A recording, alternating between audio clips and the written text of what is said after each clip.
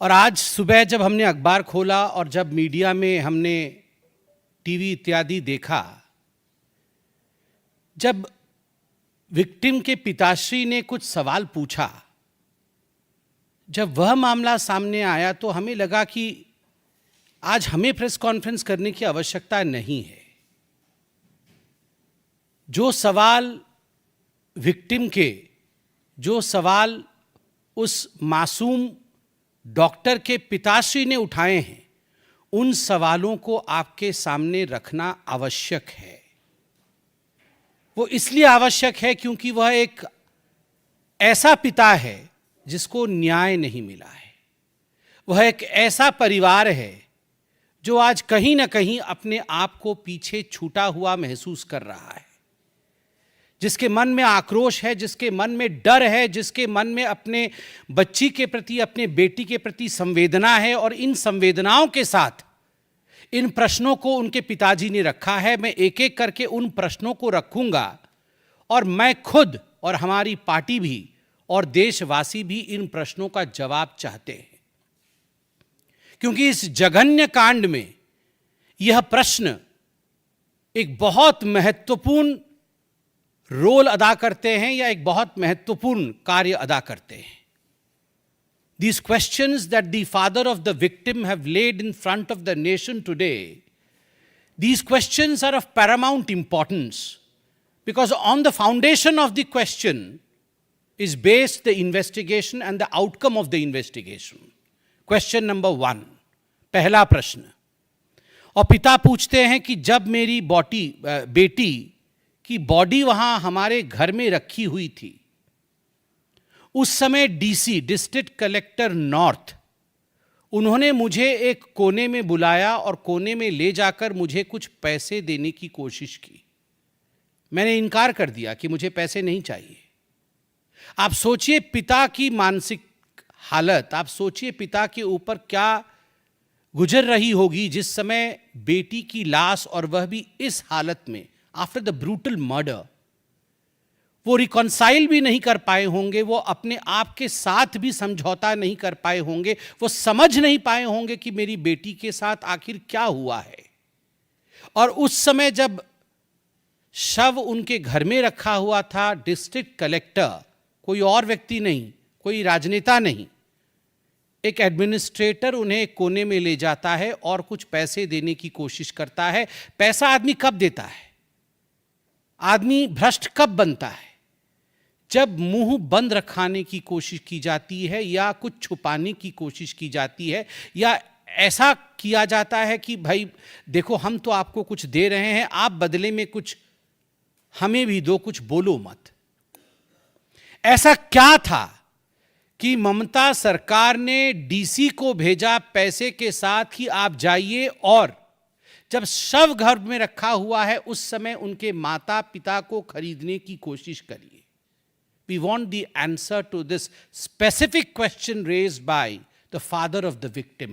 What was it that the administration was trying to throw under the carpet by paying bribe and money to the parents of the victim? प्रश्न number 2, पिता पूछते हैं और कहते हैं कि police को लगभग 10:10 सुबह यह मालूम पड़ गया 10 तारीख अगस्त को कि मेरी बेटी की हत्या हो चुकी है, मेरी बेटी अब इस दुनिया में नहीं है।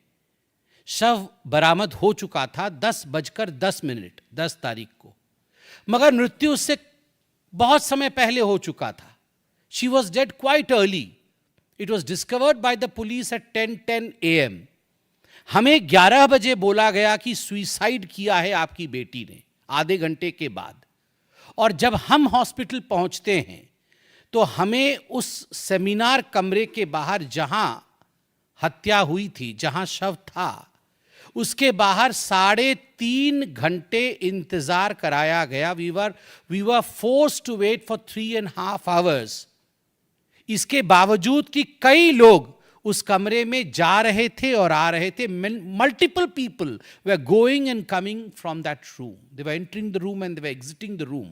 बट पेरेंट्स के लिए आप जरा सोच के देखिए एक माता पिता के ऊपर क्या गुजरती है जब उनको पता है कि मेरी बेटी या बेटा का शव इस कमरे के अंदर है और वो 3.5 घंटे बाहर इंतजार करते हैं केवल और केवल उसे देखने के लिए, और पुलिस उसे अंदर नहीं छोड़ती है, उन्हें रोक के रखती है। और बार बार पिता बाद में कहते हैं, बार बार हमें बताया जा रहा था कि आप यहां मत खड़े होइए, आप प्रिंसिपल के कमरे में जाइए। वो प्रिंसिपल जो आज गिरफ्तार है, मिस्टर घोष, आप प्रिंसिपल के कमरे में जाइए और वहां बैठिए। हमने मना कर दिया कि हम प्रिंसिपल के कमरे में नहीं जाएंगे, हम इसी कमरे के बाहर इंतजार करेंगे। 3.5 घंटे इंतजार करने के पश्चात कुछ मिनटों के लिए मुझे अंदर बुलाया गया। आप सोचिए, ऐसा क्या करना चाहती थी पुलिस, ऐसा क्या करना चाहता था वहां का प्रशासन? उन 3.5 घंटों में बार बार उनके पेरेंट्स को, उनके माता पिता को प्रिंसिपल के कमरे में भेजकर उस एरिया को खाली करा करके क्या करना चाहती थी प्रशासन आखिरकार?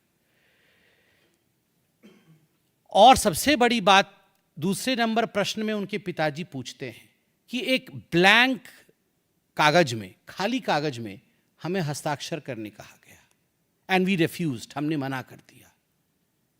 सब अंदर पड़ा है बच्ची का, बाहर 3.5 घंटे से माता पिता इंतजार कर रहे हैं, और एक ब्लैंक कागज, कोरा कागज लाकर पुलिस कहती है आप इसमें हस्ताक्षर कर दीजिए, प्रशासन कहता है आप इस कोरे कागज में हस्ताक्षर कर दीजिए। व्हाई?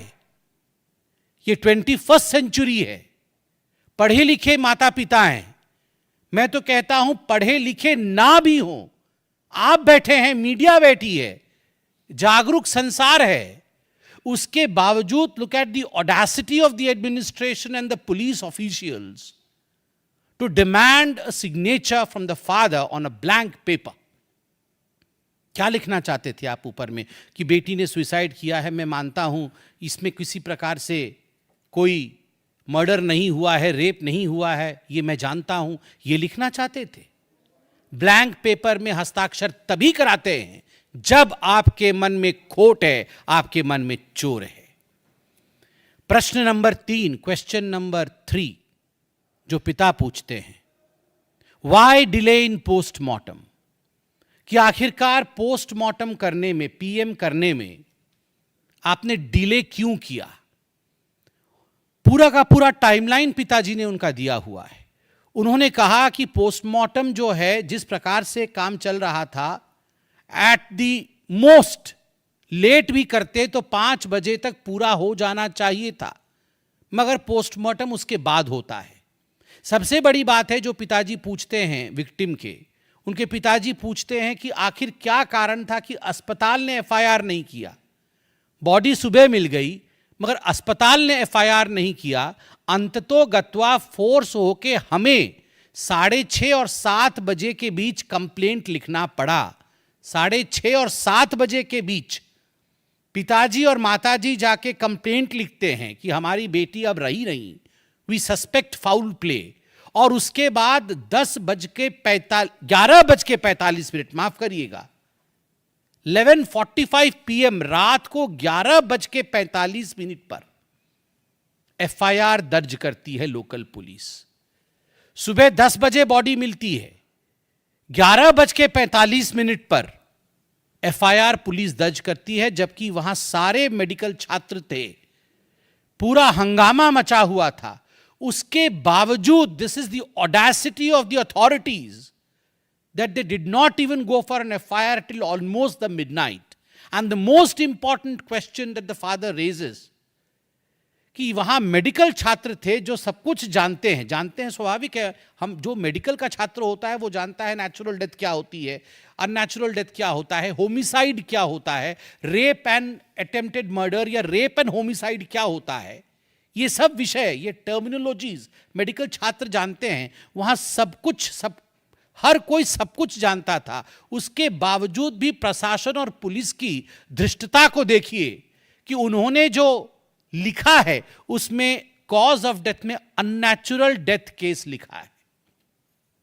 मतलब होमिसाइड नहीं लिखा, मर्डर नहीं लिखा, अननेचुरल डेथ केस, जैसे कि किसी बीमारी से अननेचुरली पता नहीं ये हो गया हो। जो क्लियर दिख रहा है उससे भी कन्नी काटने की कोशिश जिस प्रकार से प्रशासन और बंगाल की पुलिस ने किया है, इस सवाल को पिता ने उठाया है। बहुत पर्टिनेंट क्वेश्चन मैं फिर से रिपीट कर रहा हूं कि why did not the hospital register और लॉज एन एफआईआर? ये हॉस्पिटल ने एफआईआर क्यों नहीं किया? माता पिता को कंप्लेंट क्यों देना पड़ा? ये बहुत पर्टिनेंट है। क्वेश्चन नंबर 4, क्रिमेटोरियम में जो हुआ उस विषय को लेकर। बच्ची के शव को घर लाया जाता है और स्वाभाविक है माता पिता अभी तक रिकॉन्साइल नहीं कर पाए हैं कि हमारी बेटी हमारे साथ है नहीं। वो चाहते थे कि बच्ची को कुछ और समय तक हम अपने घर में रखें। They wanted to keep the dead body of their beloved daughter in their home for a longer span of time so that all the relatives, the near and the dear ones, including themselves, can spend the last time with the daughter. अपनी बच्ची के साथ कुछ समय वो एकांत में बिताना चाहते थे, मगर उन्हें फोर्स किया गया। और यहां वो पिताजी कहते हैं कि ताला पुलिस स्टेशन जो था उसके 300 से 400 जवान वो हमें नॉन स्टॉप घेरे हुए थे। आप सोचिए, माता पिता, बूढ़े माता पिता के कंधे पर जवान बेटी या बेटे के शव का बोझ, वो अपने आप में किसी भी सोसाइटी में उससे भारी बोझ नहीं होता है। एक जवान बेटी के शव का बोझ, उसके साथ क्या हुआ, उसकी ट्रॉमा, और उसके ऊपर 300-400 पुलिसकर्मी माता पिता को घेरे हुए, जल्दी से क्रिमेशन करिए, जल्दी से क्रिमेशन करिए। And the father says we were literally forced to cremate the body, we had no option. हमारे पास कोई और चारा नहीं था, हमने फोर्सफुली क्रिमेशन किया।